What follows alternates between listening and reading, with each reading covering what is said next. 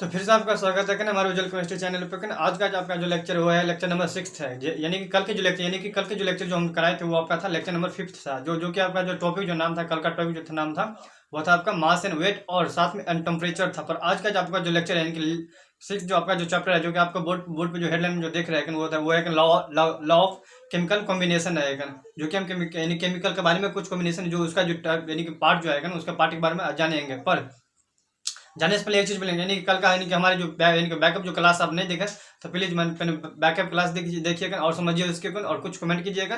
ठीक है, आप फिर हमारे यानी कि आज का जो 6 जो आपका जो टॉपिक है यानी कि फिजिकल अभी जो रनिंग जो चल रहा है फिजिकल यानी some basic concept of chemistry जो फिजिकल जो चल रहा रनिंग में चल रहा है उसका जो टॉपिक जो चल रहा है फर्स्ट चैप्टर जो टॉपिक जो चल रहा है रनिंग यानी आज का जो आपका 6 जो टॉपिक चल रहा है वो आपका लॉ ऑफ केमिकल कॉम्बिनेशन है वही के बारे में आज हम जानेंगे कि मतलब लॉ ऑफ केमिकल कॉम्बिनेशन किसे कहते हैं उसका क्या उसका यूज कहाँ होता है ना उसका पार्ट कितना होता है उसी के बारे में आज हम जानेंगे कि लॉ ऑफ कॉम्बिनेशन किसने दिया है उसी के बारे में आज हम जानेंगे। ताइए क्या करके हम जानते हैं। पर जाने से पहले एक चीज बोलेंगे यानी कि हमारे उज्जवल केमिस्ट्री चैनल पर अगर आप पहले बार आएगा तो हमारे आप चैनल का सब्सक्राइब कर लीजिएगा और लाइक कर लीजिएगा और कमेंट करना ना भूलिएगा। कमेंट में कुछ ना कुछ अपना ओपिनियन जरूर लिखिएगा। ठीक है, तो आइए एक एक करके हम समझते हैं कि लॉ ऑफ कॉम्बिनेशन क्या है और उसको किसने दिया और कब दिया था उसी के बारे में आज हम जानेंगे। तो आइए एक एक करके हम जानते हैं। यहाँ पर जो लिखा हुआ है लॉ ऑफ कॉम्बिनेशन क्या है। ठीक, लॉ ऑफ केमिकल कॉम्बिनेशन क्या है यानी chemical law of chemical combination का मतलब ये होता है कि केमिकल के जो बॉन्ड जो बना हुआ है मतलब छोटा छोटा कण से जो छोटा छोटा केमिकल से जो मतलब मिलके जो यानी कॉम्बिनेशन मतलब मिलके जो बना हुआ है केमिकल उसी के बारे में इसमें लॉ ऑफ केमिकल कॉम्बिनेशन के बारे में मतलब इसी में उसको समझाता है। ठीक, तो आइए यानी कि पहला जो लिखा है इसका जो डिफिनेशन जो लिखा हुआ है जो कि आप जो बोर्ड पर देख रहे हैं यानी कि लॉ ऑफ केमिकल कॉम्बिनेशन की जो डिफिनेशन लिखा हुआ है इसको जो लिखा है यानी कि the chemical combination of element यानी कि एलिमेंट यानी कि केमिकल के अंदर में एलिमेंट भी आता है कि वही कह रहा है कि element to form compound given governed by the flow यानी कि फाइव बेसिक लॉ में इसको बांटा गया यानी कि ये जो है आपका कॉम्बिनेशन ऑफ एलिमेंट है इसको 5 बेसिक पार्ट में बांटा गया है। तो एक एक करके उसी पार्ट को समझते हैं और देखते हैं एक एक समझते हैं। तो पहला जो आपका है वो क्या है law of conversation of mass है यानी कि पहला जो आपका जो है वो है law of conversation of mass है। ठीक, यानी कि आप जो पहला जो देख रहे हैं वो है आपका वो है आपका law of conversation of mass हो गया। ठीक, अब दूसरा जो आपका है वो है लॉ ऑफ डिफाइंड प्रोपोर्शन है यानी कि दूसरा जो आपका जो देख रहे हैं वो क्या है लॉ ऑफ डिफाइंड प्रोपोर्शन है लॉ ऑफ डिफाइंड प्रोपोर्शन है। ठीक, फिर तीसरा जो आपका हो गया वो है कि लॉ ऑफ मल्टीपल प्रोपोर्शन हो गया। ठीक, यानी कि एक से ज्यादा प्रोपोर्शन हो गया। ठीक, अब चौथा जो आपका है वो है कि आपका यानी कि गे ऑफ लुकास लॉ गैसेज वॉल्यूम जो कि बोर्ड में यानी कि 11th या फिर 12th के मतलब बोर्ड में जो अधिकतर मतलब पूछने वाला जो क्वेश्चन है यहाँ इसका जो टॉपिक जो पढ़ाएंगे एक एक करके जो टॉपिक पढ़ाएंगे तो इसमें जो पूछने वाला ये VVI यानी कि इसको हम VVI अभी हम इसको VVI कर देते हैं यानी कि आपका जो ये क्या है यानी कि सब्जेक्टिव में जो पूछने वाला है यानी यहाँ से अधिकतर यहाँ से मतलब इसका जो क्वेश्चन आता है यहाँ से मतलब सब्जेक्टिव भी आता है और यहाँ से ऑब्जेक्टिव भी आता है लॉन्ग शॉर्ट दोनों एक एक करके मतलब दोनों एक एक आता है। ठीक, ये जो आपका जो चौथा हो गया वो क्या है आपका गे ऑफ लॉ लुकास गैसेज वॉल्यूम हो गया। ठीक, फिर पांचवा जो आपका हो गया वो क्या है एवोगैड्रो लॉ ये वेरी यानी कि मोस्ट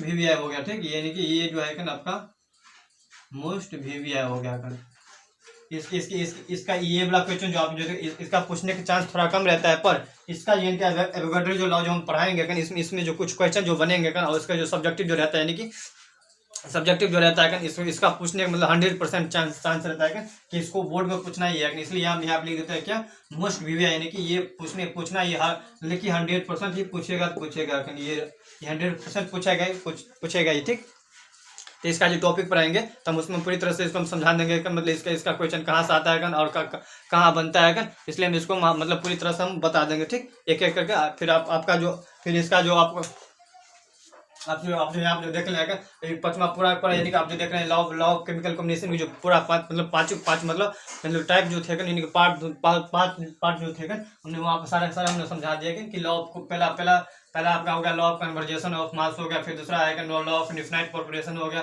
फिर तीसरा जो है आपका है लॉ ऑफ मल्टीपल प्रोपोर्शन हो गया, फिर चौथा जो है आपका है गे ऑफ लुकास लॉ ऑफ गैसेज वॉल्यूम हो गया, फिर पांचवा जो है आपका ये है आपका एवोगैड्रो लॉ जो कि वेरी इंपॉर्टेंट है। ठीक, जिस पे हम सर्कल मारते हैं यानी कि वो मोस्ट वीवीआई हो गया अगर जिस पे सर्कल ना मारता है यानी कि कुछ मतलब पूछने का उसमें चांस रहता है, पर ऐसा नहीं है कि नहीं पूछता है, पर पूछने का चांस रहता है।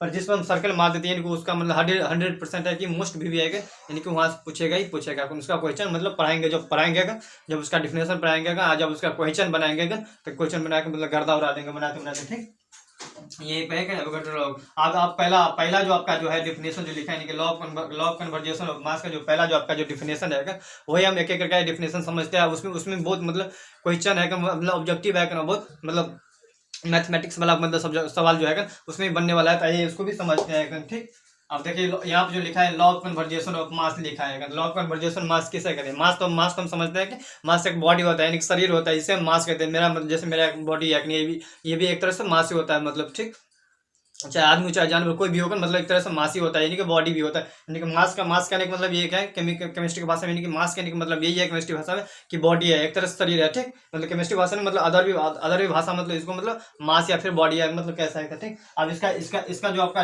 डिफिनेशन है, पर डिफिनेशन समझने से पहले एक चीज बोलेंगे यानी कि इसको जो दिया है यानी कि जिसको जिसको मतलब केमिस्ट्री को यानी कि इसका आप यहाँ पर मतलब ध्यान सुनिएगा कि केमिस्ट्री जो जिसे हम केमिस्ट्री ऑफ फादर कहते हैं, जो कि एंटोन लेवेजियर है। ठीक, जिसका जन्म 1743 में हुआ था और जिसका डेथ 1789 हुआ था।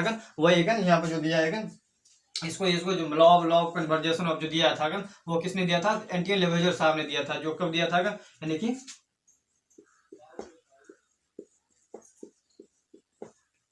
इसमें दिया था। ठीक, इसका जन्म इतना में हुआ था और इसका मतलब ये जो है इसका मतलब इस समय में इसका डेथ हो गया। ठीक, और इसको इसको इसको तो कितना 1789 में दिया था। ठीक, पर इसका जन्म जो हुआ था इतना इतना मतलब इतने के बीच मतलब हुआ था। ठीक, और इसको इसको जो दिया था वो था कौन था जिससे हम जैसे हम फादर ऑफ केमिस्ट्री कहते हैं वो कौन था? आपका एंटोन लेवेजियर है। पर केमिस्ट्री में यहाँ पर भी सब पूछ सकता है कि father of chemistry who is father of chemistry. क्या पूछ सकता है कि who is father of chemistry? तो आप क्या बोलेगा कि एंटोन लेवेजियर है। ठीक, अब समझ गए फादर ऑफ केमिस्ट्री किसे कहता है? फादर ऑफ केमिस्ट्री उसे कहता है जो एंटोन लेवेजियर है जिसे हम फादर ऑफ केमिस्ट्री कहते हैं। ठीक, अब अगला जो आप डिफिनेशन उसका समझिएगा क्या कह रहा है इसका कहने यानी कि ये लॉ यानी कि this law states that mass can be neither be created nor be destroyed can convert one body to another body. मतलब लॉ ऑफ कन्वर्जेशन कैन मतलब कहने का मतलब यही है कि हम एक बॉडी मतलब ये मतलब इस लाइन के मतलब इस लॉ कहने का मतलब यही है कि वो स्टेट मतलब वो मास जिसे हम कैन में नेदर यानी उसे हम कैन उस मतलब जैसे कि मतलब नहीं हम बना सकते हैं और नहीं हम डिस्ट्रॉय कर सकते हैं, पर एक बॉडी टू मतलब एक शरीर से दूसरा शरीर में उसे कन्वर्ट कर सकते हैं। इसका कहने मतलब इस लाइन कहने मतलब यही है। ठीक, अब अगला अगला जो आपका जो लाइन है यानी कि मतलब इसको जो कहने का मतलब अगला अगला जो आपका जो लाइन है वो क्या है? This mass of reactant is equal to the product of given reaction. मतलब जो मतलब यहाँ पे जो आप जो देख रहे हैं ये क्या है आपका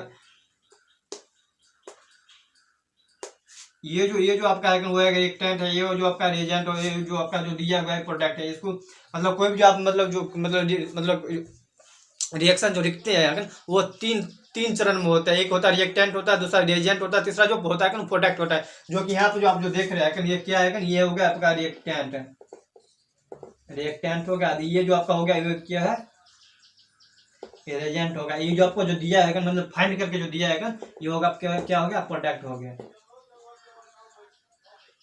प्रोडक्ट हो। ठीक, आप जो यहाँ पे जो देख रहे हैं ये जो आपको जो देख रहे हैं ये आपको हो गया रिएक्टेंट हो गया, रिएजेंट हो गया, प्रोडक्ट हो गया। ठीक, आप समझ गए कि मतलब कोई भी रिएक्शन का तीन चरण होता है। ठीक, पहला पहला तो होता है जो रिएक्टेंट होता है, दूसरा जो आपका होता है वो रिएजेंट होता है, तीसरा जो आपका जो होता है जो मतलब पूरी तरह से मतलब सोल्यूशन जो होता है आपको जिससे हम प्रोडक्ट कहता है वो यहाँ पे जो प्रोडक्ट है। पर ये भी बना नहीं है, पर इसको बनाना पड़ेगा। ये तो आपका एग्जाम्पल में दिया है इसको जो मास निकालना है वो वही हम यहाँ पर मास निकालेंगे भाई इसका मास कितना होता है वही हम यहाँ पे एक एक करके ये मास निकालते। ठीक, एक एक करके हम यहाँ पर मास निकालते रहेगा। ये भी अभी अभी अभी पूरी तरह से मतलब केमिकल मतलब पूरी तरह से मतलब वो नहीं हुआ है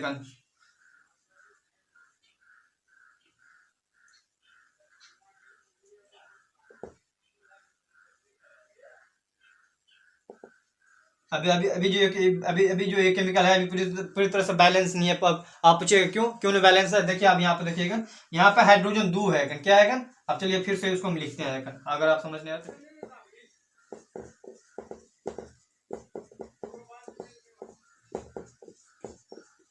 हाँ अब देखिएगा देखिए यहाँ पे क्या लिखा हुआ है kan, यहाँ पे देखिए, यहाँ पे अभी जो हम जो मतलब रिएक्शन जो दिए हुए हैं kan, अब ये पूरी तरह से मतलब बैलेंस रिएक्शन नहीं है kan, अनबैलेंस है। अब इसको हम बैलेंस करना पड़ेगा। आप कैसे बैलेंस करेंगे kan? सो आप देखिए मतलब इसको गौर से देखिए आप किस तरह से बैलेंस करें। आप देखिए यहाँ पे क्या है, नाइट्रोजन यहाँ पे 2 गो है kan, यहाँ पे नाइट्रोजन 1 है kan, यहाँ पे हाइड्रोजन 2 गो है, यहाँ पे हाइड्रोजन 3 गो है kan। तो अब इसको बैलेंस कैसे करेंगे, तो आइए हम इसको बैलेंस करके दिखाते हैं kan, कि कैसे बैलेंस होगा। देखिए जिस तरह से मतलब अपने मतलब मैथमेटिक में जो बनाते हैं का, वो जो समीकरण जो कहते हैं मतलब उसको जो पूरी तरह से मतलब बैलेंस कर प्रूव करके बनाना पड़ता है, उसी तरह सेम टू सेम इसको मतलब इसको भी केमिस्ट्री के अंदर में उसको बैलेंस करना पड़ता है पूरी तरह से। केमिकल को मतलब केमिकल को पूरी तरह से मतलब बैलेंस करना पड़ता है। तो वही हम यहाँ बैलेंस कर, अब देखिए यहाँ पे मतलब नाइट्रोजन तो यहाँ पे 2 गो आएगा, यहाँ पर भी 2 गो, पर यहाँ पे हाइड्रोजन 2 गो है। तो अब यहाँ पे कितना लेंगे और यहाँ पे कितना लेंगे, पूरी तरह से मतलब बैलेंस हो जाएगा। ठीक, अगर यहाँ पर अगर हम दूध देंगे अगर यहाँ पे दूध देंगे तो यहाँ पे नाइट्रोजन तो 2 गो हो गया, पर यहाँ पर नाइट्रोजन मतलब ये नाइट्रोजन मतलब पूरी तरह से मतलब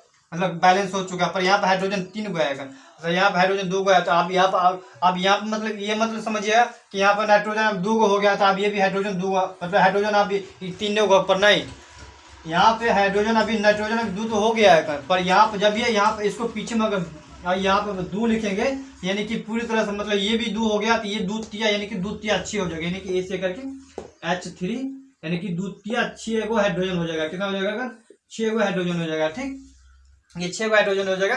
तो अगर यहाँ पर अगर अब 6 हाइड्रोजन हो गया, अगर यहाँ पे 6 हाइड्रोजन हो गया, तब तो इधर भी हमको 6 हाइड्रोजन, यानी कि इधर भी हमको 6 हाइड्रोजन करना पड़ेगा। तो यहाँ पे हाइड्रोजन अगर यहाँ पर हम 3 रख देते हैं तो पूरी तरह से मतलब आप देखिए पूरी तरह से मतलब बैलेंस हो चुका है। ठीक, आप समझ गए। फिर से हम देखिए हम समझाते हैं, देखिए फिर से हम समझाते हैं आपको। देखिए यहाँ पे N2 है, ठीक, फिर क्या है, यहाँ पे H2 है। अगर यहाँ पर मतलब इसको पूरी तरह से मतलब प्रोडक्ट निकालेंगे तो NH3 हो गया। तो बनाएंगे ना उसको जो मास निकालेंगे, देखिए एक एक करके हम इसको मास निकालते थे। आप यहाँ मतलब केमिकल बैलेंस आप सीख लिए कि किस तरह से केमिकल को बैलेंस करना पड़ता है, मतलब कैसे बैलेंस करना पड़ता है, वो तो मतलब दो बार आपको मतलब लिख कर समझा दिया है। तो आप समझ गए होंगे शायद, हमको लगा। तो आप इसको जो मतलब इसको जो मास निकालेंगे, तो इसको मास कैसे निकालेंगे, तो ये मास निकाल के एक एक करके हम समझाते हैं किस तरह से मास निकाल के। अब देखिए यहाँ पर मास कैसे निकालेंगे, यहाँ पे जो मास लिखेंगे, यहाँ पे जो मास लिखेंगे देखिएगा। अब आप समझिएगा, मतलब कहीं ना कहीं आप देखेंगे पीरियोडिक टेबल में अभी मतलब तत्काल अभी जो 10th से 11th यानी कि आए हैं, यानी कि 10th से 11th में एंट्री किए होगा, तो कहीं ना कहीं आप पीरियोडिक टेबल मतलब देखे होंगे कहीं ना कहीं मतलब लगा होगा कि मतलब वहाँ पर जो लिखा रहता है नाइट्रोजन लिखा रहता है, मतलब हाइड्रोजन लिथियम कुछ भी, मतलब 11th और 12th में जो माइंड जो आपको जो याद करना मतलब इसको याद करना पड़ता है, मतलब 30 को मतलब एटॉमिक नंबर याद कर लीजिए बस, वो मतलब 11th 12th पूरी तरह से मतलब क्लियर हो जाएगा। ठीक, तो वहाँ तक जाएंगे। आपको जो नाइट्रोजन जो होता है कि नाइट्रोजन का एटॉमिक नंबर कितना होता है, नाइट्रोजन का एटॉमिक नंबर 7 होता है, पर उसका एटॉमिक मास कितना होता है, तो एटॉमिक मास उसका होता है 14 होता है, जो कि आपको यहाँ पे देखने का, यानी कि इसको जो अगर जो बनाएंगे तो इसका कितना है, यहाँ पे नाइट्रोजन एगो नहीं है, नाइट्रोजन यहाँ पे 2 है, तो दोनों को मल्टीप्लाई करना पड़ेगा। ठीक, यहाँ पे कितना लिखेंगे, यानी कि 14 गुने 2। ठीक, अब समझ गए। अब इसको हाइड्रोजन करना पड़ेगा। ठीक, तो आप इसको हाइड्रोजन कीजिएगा 3 गुने यानी कि 1 गुने 2। ठीक, आप समझ गए। आप फिर इसको बनाइएगा, इसको कैसे बनेगा, यानी कि 2 आप कितना हो जाएगा 14 प्लस में 1 गुने 3। ठीक, बस समझ रहिएगा। अब देखिए आप कितना हो जाएगा, 14 दूना 28 हो जाएगा, आप प्लस में 3 दूना 6, यानी कितना हो जाएगा 34। ये नहीं, इधर का मास कितना निकल गया, इधर का मास 34 निकल गया। ठीक, आप फिर इधर कितना निकलेगा, 2 गुने यानी कि 14 3 17 हो जाएगा, 14 3 यानी कि 1 से 3 को मल्टीप्लाई करके 3 होगा, और फिर 14 प्लस 3 17 हो जाएगा। फिर कितना हो जाएगा, ये 14 17 दूना कितना हो जाएगा 34 होगा, यानी कि इधर का मास भी 34 हो गया, इधर का मास भी 34 हो गया। ठीक, आप समझ रहिएगा। इधर दोनों तरफ का, यानी कि कोई भी केमिकल जो दिया रहता है दोनों तरफ का मास सेम होना चाहिए, जो कि हम देखिए दोनों तरफ का मास सेम मान दिएगा। इधर का मास भी सेम हो गया, इधर का मास भी सेम हो गया। ठीक, आप मतलब पहला लॉ ऑफ कन्वर्जेशन जो मास यानी जो कहता है, और यही सब कहता है, जो कि आपके सामने जो ये यानी कि मास इक्वल मतलब मास इक्वल रहना चाहिए, जो कि यहाँ पर मास इक्वल है ना, जो कि आप समझ रहे हैं कि यहाँ पर ये इसका भी इधर का भी मास सेम है, और इधर का भी यानी कि लेफ्ट का भी मास भी सेम है, और राइट का भी मास सेम है। ठीक, यानी कि इसको मतलब जो कन्वर्जेशन ऑफ मास जो कहता है यही कहता है कि मास ऑफ रिएक्टेंट जो आप देख रहे हैं यही रिएक्टेंट है ना, और एजेंट ये प्रोडक्ट ये है कि रिएक्टेंट इज इक्वल, यानी रिएक्टेंट इसका और इसका मतलब इक्वल रहना चाहिए, जो कि प्रोडक्ट यानी कि मास जो गिवन जो प्रोडक्ट जो रहता है रिएक्शन जो दिएगा वो रिएक्शन मतलब सेम रहना चाहिए। ठीक, जो कि आप यहाँ पे देख रहे हैं अब अगर आप इस मतलब ये केमिकल से नहीं समझे तो आइए हम दूसरा केमिकल यहाँ पे लेते हैं, दूसरा रिएक्शन लेते हैं, आप समझिए। ठीक, आइए दूसरा केमिकल लेते हैं।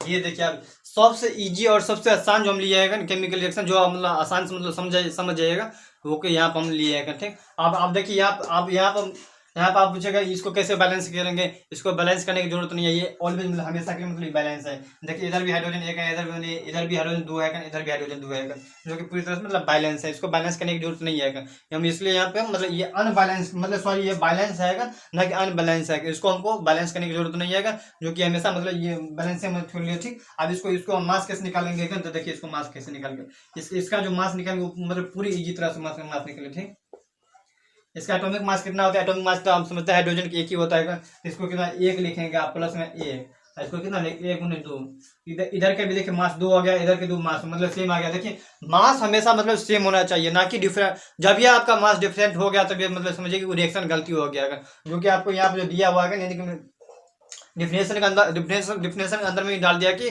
मास उसका सेम होना चाहिए given reaction by mass product reaction, given reaction दिया रहता है, जो कि इसका इक्वल यानी कि यहाँ जो रिएक्टेंट जो कह रहा है यानी कि इक्वल लेना चाहिए, ना कि अनइक्वल लेना चाहिए। ठीक, आप समझ गइएगा। अगर आप दूसरा भी रिएक्शन देखना चाहते हैं तो देखिए, आप दूसरा भी रिएक्शन देते हैं और एक एक करके देखिएगा, दूसरा भी रिएक्शन देते हैं। देखिए आप दूसरा रिएक्शन कौन लेंगे, दूसरा रिएक्शन कौन लेंगे, आप कमेंट कीजिए अवश्य, और उसको हम अपना तरफ से देखिए दूसरा रिएक्शन लेते हैं। ठीक, तो ये लिखते हैं।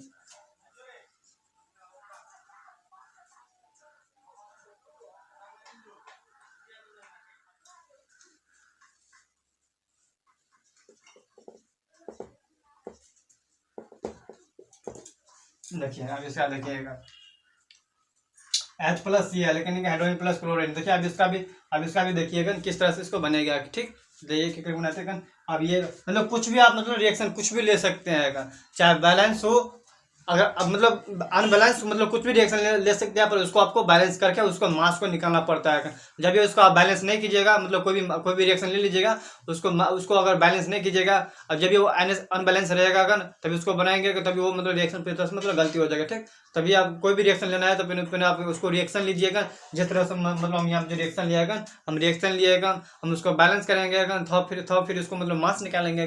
जब ये कोई भी रिएक्शन बैलेंस हो जाएगा तभी उसका मास भी पूरी तरह से मतलब बैलेंस होगा। ठीक, अब इसको ना तो यहाँ पर 2 आएगा, ना तो यहाँ पर 3 आएगा। अगर मान लीजिएगा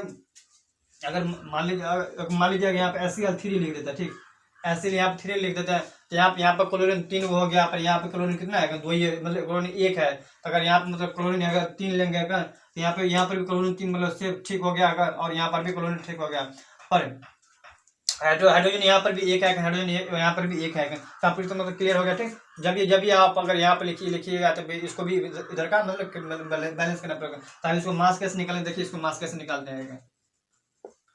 मान लीजिए हाइड्रोजन का मास 1 होता है तो 1 ले लिए। ठीक, मान लीजिए 1 हो जाएगा। ठीक, और फिर आप यहाँ पर सोचने वाला बात है कि क्लोरीन का मतलब एटॉमिक नंबर कितना होता है, उसका मास कितना होता है।